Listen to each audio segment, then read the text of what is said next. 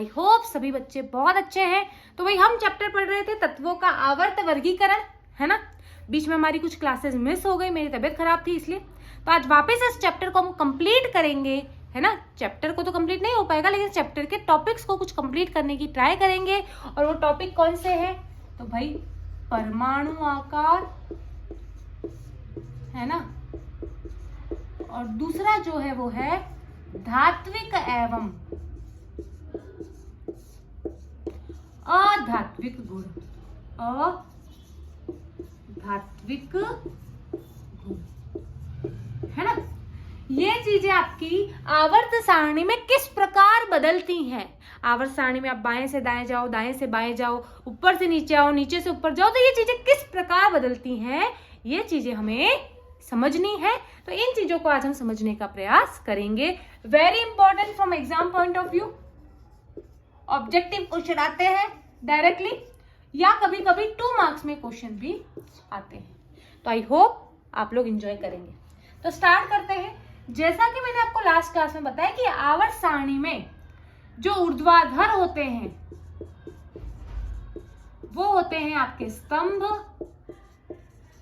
है ना, और जो क्षैतिज पंक्तियां होती हैं, ऊर्ध्वाधर जो स्तंभ होते हैं उन्हें हम कहते हैं वर्ग या समूह,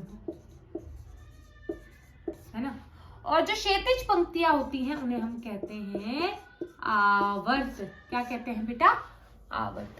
तो अगर हम आवर्त सारणी में बात करें तो मैंने जैसा कि आपको लास्ट क्लास में बताया था, जो बच्चे नए हैं प्लीज जो लास्ट वीडियो है उसे आप देखें, कि भाई हमारी आवर्त सारणी में अगर हम बात करें तो ये हाइड्रोजन, ये हीलियम, लिथियम से लेकर नियोन तक, है ना। तो हमने कहा कि आवर्त में जब हम बाएं से दाएं जाते हैं तो हमारा जो कोश है वो समान रहता है। अगर हम लिथियम की बात करें तो इलेक्ट्रॉनिक विन्यास 2,1 के और एल कोश। नियोन की बात करें तो इलेक्ट्रॉनिक विन्यास 2,8 के और एल कोश, है ना।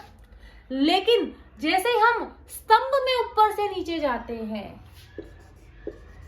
हमारा क्या होता है? कोशों की संख्या में वृद्धि होती है ना। ये बात हम कर चुके हैं। अब हम बात करेंगे परमाणु आकार की, है ना। तो सबसे पहले तो हम समझते हैं परमाणु त्रिज्या क्या होता है।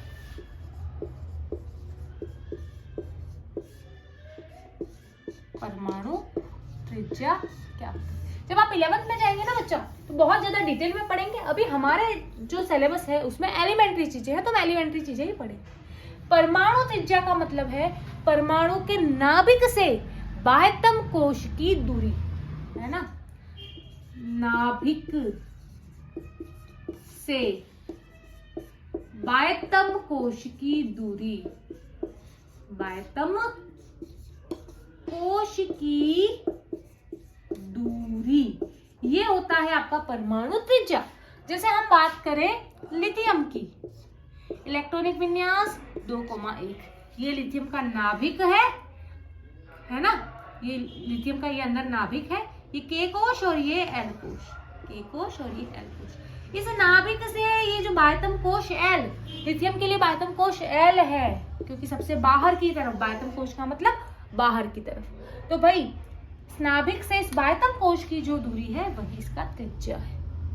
जैसे सोडियम के लिए बात करें, इलेक्ट्रॉनिक विन्यास 2,8,1, ये नाभिक, ये के, एल और एल कोश, ये के कोश, ये एल कोश और ये एम कोश। तो इस नाभिक से सबसे बाहर अब एम कोश है, इसकी दूरी ये हो गई परमाणु की त्रिज्या। किसकी बात कर रहे हैं? परमाणु की त्रिज्या की। अब आप खुद ही देखो कि अगर परमाणु की त्रिज्या, यहाँ देखो r छोटा है, यहाँ पे अगर r की बात करें यानी त्रिज्या की बात करें तो बड़ी है। तो आप खुद ही देखो कि भाई त्रिज्या छोटी है तो परमाणु का आकार भी छोटा है, त्रिज्या बड़ी है तो परमाणु का आकार भी बड़ा है। इसलिए हम परमाणु त्रिज्या के साथ साथ परमाणु आकार का कैसा ट्रेंड है पीरियोडिक टेबल में वो देखेंगे। ठीक है, तो चलिए स्टार्ट करते हैं।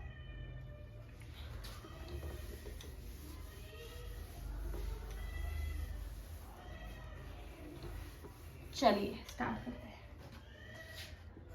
लिथियम, है ना, hydrogen, helium, lithium, beryllium, boron, carbon, nitrogen, oxygen, fluorine और नियोन।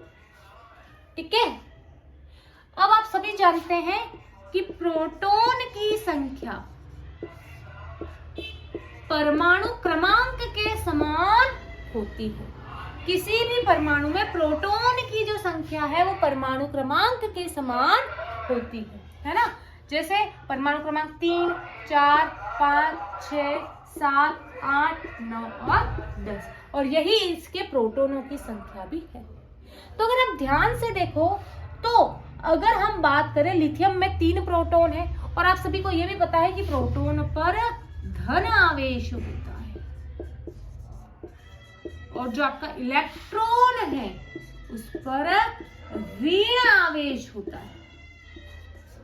क्या होता है? इलेक्ट्रॉन पर ऋण आवेश होता है।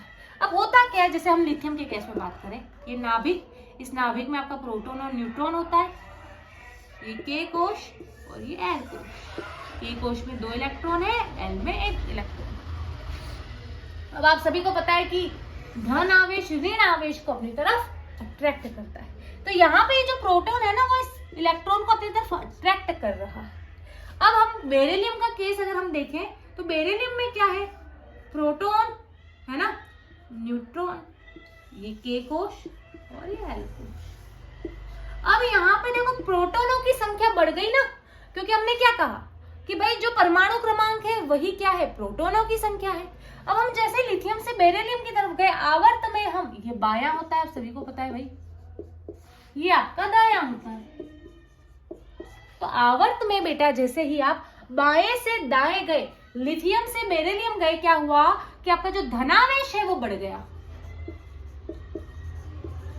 धनावेश बढ़ गया। तो क्या हुआ? इस इलेक्ट्रॉन पर जो फोर्स ऑफ अट्रैक्शन लग रहा था वो भी बढ़ गया।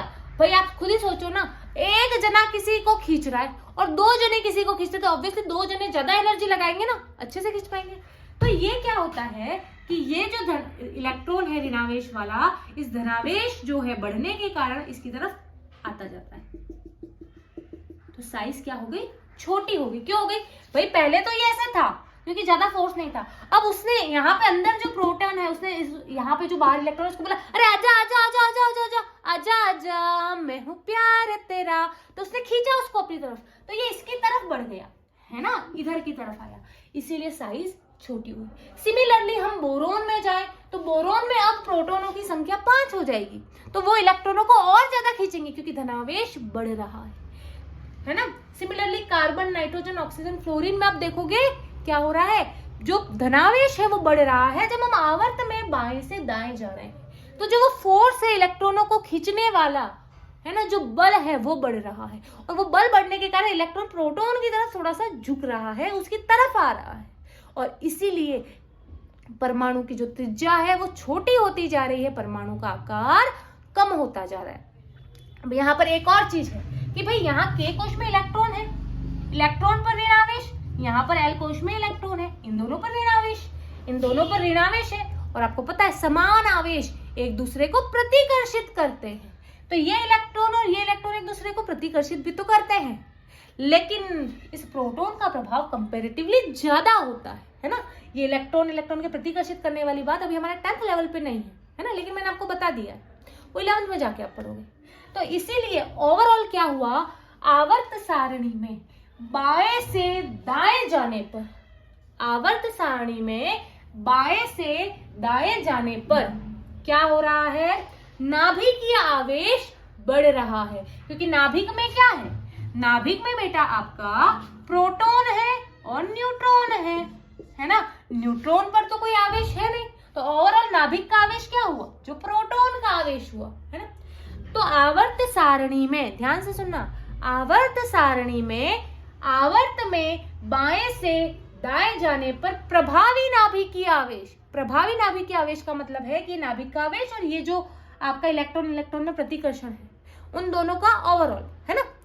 तो आवर्त सारणी में बाएं से दाएं जाने पर प्रभावी नाभिकीय आवेश में वृद्धि होती है, और प्रभावी नाभिकीय आवेश में वृद्धि होने के कारण परमाणु का आकार छोटा होता जाता है। कब? जब हम बाएं से दाएं जाते हैं। तो इस बात को हम लिख लेते हैं, है ना।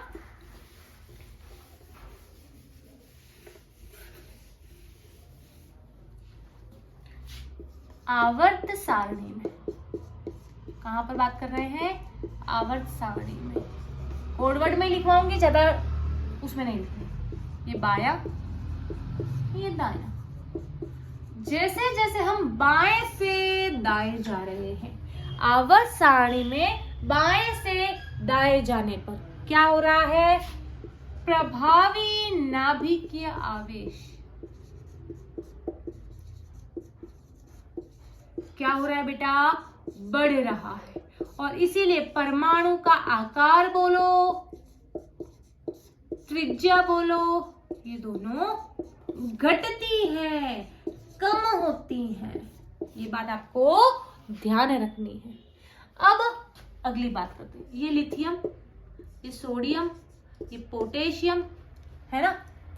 यहां देखो इलेक्ट्रॉनिक विन्यास 2,1, इलेक्ट्रॉनिक विन्यास 2,8,1, इलेक्ट्रॉनिक विन्यास 2,8,8,1। अब देखो जैसे हम लिथियम से सोडियम की तरफ गए, एक कोश बढ़ गया, एक कोश बढ़ा।